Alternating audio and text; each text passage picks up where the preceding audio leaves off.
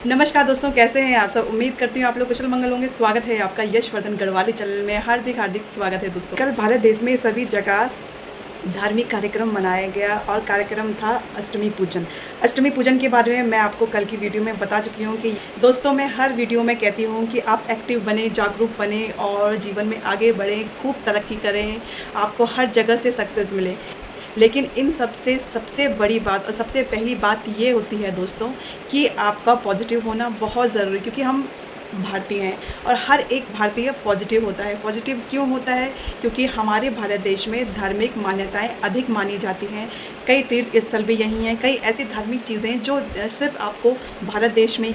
किसी भी चीज़ को पाने का लक्ष्य सबसे पहले हमें ये सिखाता है कि हमें धार्मिक होना बहुत ज़रूरी, आध्यात्मिक होना बहुत ज़रूरी है और पॉजिटिव होना बहुत ज़रूरी। इसी के आधार पर हम अपनी सक्सेस को और अपनी सारी मनोकामनाओं को प्राप्त कर सकते हैं। तो बहुत सुंदर कल का दिन था, बहुत पॉजिटिविटी से भरा था, क्योंकि अष्टमी पूजन था। प्रत्येक घरों में कोई दुर्गा के रूप में इस पूजा को मना रहा था, कोई राधा के रूप में, कृष्ण राधा के रूप में इस पूजा को मना रहा था। बद्रीनाथ जैसे धाम में, गंगोत्री जैसे धाम में कहीं नंदा पूजन हो रहा था, तो कहीं किसी देवता का पूजन हो रहा था। तो इस प्रकार से जो यह कार्यक्रम है पूरे भारत देश में बड़े ही हर्ष उल्लास के साथ मनाया। क्योंकि मैं आपको अन्य जानकारियों के साथ, जागरूकता संबंधी जानकारियों के साथ धार्मिक चीज़ें भी आपको बताऊं, क्योंकि हम भारतीय हैं और आप सभी का अधिकार बनता है, या फिर कई जो मेरे परिवार का हिस्सा बने हुए उनको भी ये बात पता होगी कि हम लोगों का पॉजिटिव रहना कितना ज़रूरी। आज की वीडियो बहुत ही खास होने वाली है। कई ऐसे लोग जिनको नहीं पता है इसके बारे में, और कई लोग मुझे ऐसे मिले हैं जिन्होंने बोला कि अच्छा ऐसा भी कुछ होता है। तो दोस्तों आप सभी को बहुत बहुत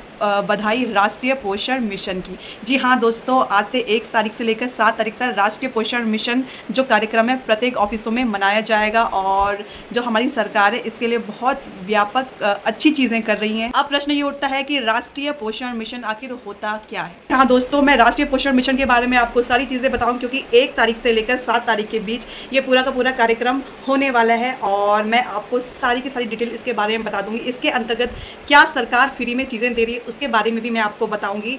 तो आज हो गई 1 तारीख और 7 तारीख तक आप मेरे साथ यूं ही बने रहें, क्योंकि ये जानकारी बहुत इंपॉर्टेंट होने वाली है। तो दोस्तों अब बात करते हैं राष्ट्रीय पोषण मिशन की। जी हाँ दोस्तों, मेरा वीडियो ध्यान से सुने, और मैं कोशिश कर रही हूँ कि आसान से आसान शब्दों में मैं आपको ये सब चीज़ें समझाऊं। दोस्तों जो हमारे बच्चे हैं वो आने वाली पीढ़ी हैं, और आने वाली पीढ़ी सक्षम रूपों से कैसे अच्छी नागरिक बने, भारत देश के अंतर्गत कैसे सारी व्यवस्थाएं करे और कैसे सरकार को सपोर्ट करे। सबसे पहले उनका स्वस्थ होना बहुत ज़रूरी है। प्रसव पीड़ा के बाद जो माताओं बहनों को सहना पड़ता है, जो कमजोरी आ जाती है, तो इन सारी सिचुएशन को भी देखते हुए सरकार ने बहुत अच्छी योजना बनाई है राष्ट्रीय पोषण मिशन। सरकार राष्ट्रीय पोषण मिशन में बहुत ध्यान दे रही है, और हर साल ये मनाया जाता है।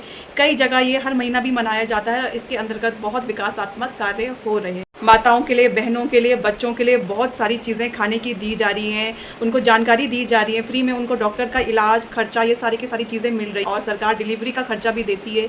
तो बहुत सारे पॉइंट हैं दोस्तों इसमें।